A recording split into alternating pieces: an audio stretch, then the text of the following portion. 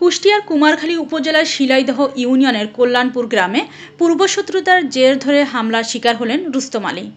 বিস্তারিত শাহিন হোসেনের প্রতিবেদনে। 11 অক্টোবর রুস্তম আলী ফজরের নামাজ শেষ করে বাড়ি ফেরার পথে হামলার ঘটনা ঘটে। রুস্তম আলীর উপর হামলাকারীরা হলো নবীর আলী প্রামাণিক ও সেলিম হোসেন।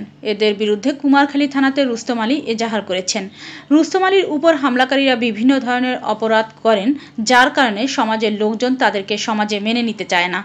রুস্তম আলী সমাজের লোকজন একত্র করে সিদ্ধান্ত দিয়েছিলেন, তাদের কথা মতো কেউ কোনো রকম অপরাধ করলে তাদের বিরুদ্ধে আইনগতভাবে ব্যবস্থা গ্রহণ করা হবে। তার জের ধরে রুস্তম আলীর উপর হামলা করে তারা।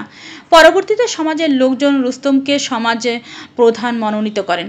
স্থানীয়রা উদ্ধার করে কুমারখালী উপজেলা স্বাস্থ্য কমপ্লেক্সে ভর্তি করে। কর্তব্যরত চিকিৎসক রুস্তমের শারীরিক অবস্থা অবনতি হলে রুস্তমকে ঢাকা মেডিকেল কলেজ হাসপাতালে রেফার করে।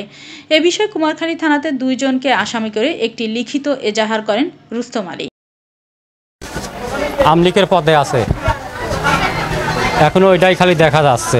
এখন পদে কুমারখালী আসি এইসব মিছিল মিটিংয়ে মারধর করে বেড়াইতে এটাই আমরা জানি। মারছে সেলিম মুন্না নবীর আলী ওরা এর আগে একবার এরকম মারধর করেছে।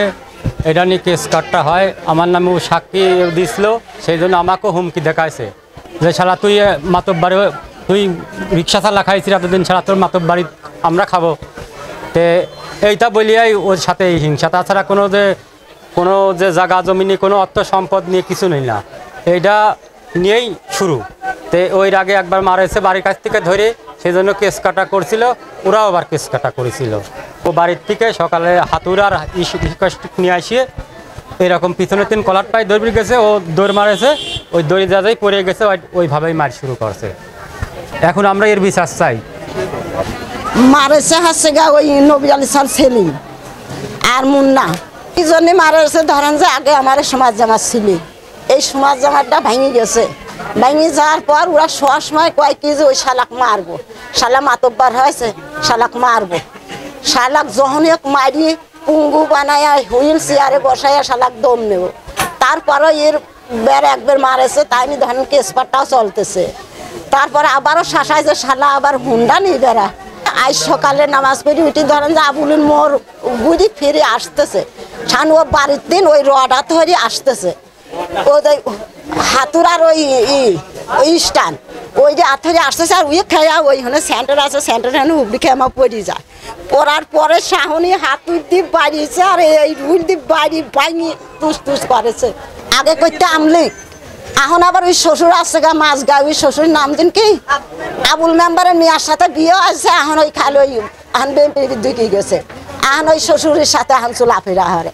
বিষয়টা সকালবেলায় ফজর নামাজ পড়ে আসতে দিলে সেখন ঘোর গা, সেখন লোকজন উঠি নাই, নামাজ পড়ে আসতেই ওই জায়গা দাঁড়াইছে। তারপরে পিছনে দিয়ে কলার পাই দেওয়া হচ্ছে, সেখন পিছনে টাকা দেয় কি যে ওই সেলিম আর মুন্নাফ। তারপরে ও দৈন মারতে গেছে, সেখন ওই মাছ শুরু করেছে। সকালে আমার তাসাক ধরে মারছে রুস্তমিত সেলিম, ছাত্রলীগের নেতা। এমন মারেছে মানে ভাষায় প্রকাশ করা যাচ্ছে না, এইভাবে মারেছে। মানুষে একটা জানোয়ার এইরকম মারে না, জানোয়ারেকেও মানুষ এইরকম মারে না। আমরা কঠিন বিচার চাই আমরা।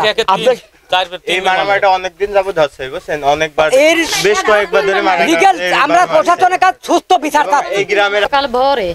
ভোরে ফর্সা হই নাই, আধা লয়েছে আমার ছেলে কোচিনের কাছে, আমি বাইশে খারাইছি। আর আমার ভাসুর যাইছে ওই রাস্তায় খারাপ লাগছে, ওই মুখ খারাপ লাগছে।